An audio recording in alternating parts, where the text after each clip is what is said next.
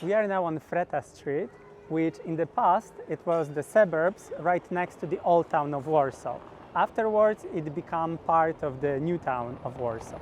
First, on the right-hand side, you can see the Church of the Holy Spirit, which is the church and the order of St. Paul, the order of St. Paul the First Hermit, which is a quite interesting place because from this place, each year, for already more than 300 years, a pilgrimage to the most famous pilgrimage center in Poland, Częstochowa, starts. So each year in the summer, people are starting their pilgrimage from here towards Częstochowa. And right next to it, you can see a small house on the corner.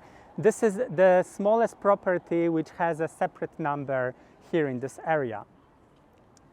Going further, to Freta Street, we are passing another church. This time on the right-hand side, it's the Church of the Dominican Order with Saint Jack as the saint patron of the church. Dominicans were quite good businessmen. They knew about the clay that is here in the property that they had, so they actually started to produce bricks. They were making these bricks to build their own church and as well to sell them to earn money in order to facilitate and finish the construction quicker. Next to the church, on the side wall of the building, you can see quite an interesting illusionistic painting which shows the masons during the reconstruction of the old town.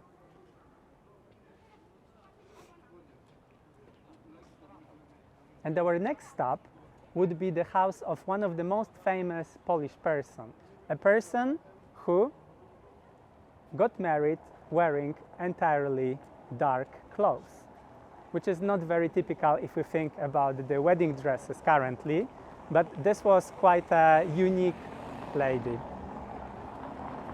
The White House on the other side of the street with the balcony on the first floor is the birthplace of Maria Skłodowska, known abroad as Marie Curie, the lady of many first times.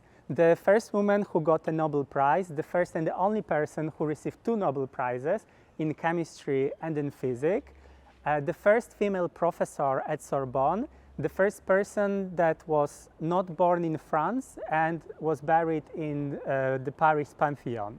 She was not only a very talented person, but she was also quite an interesting personality. So during her wedding, she wanted to wear, instead of a white dress, she wanted to have a dark blue dress because she was an extremely practical person. So she wanted to have a dress that she could use afterwards in the workshop and not be afraid that it will get dirty.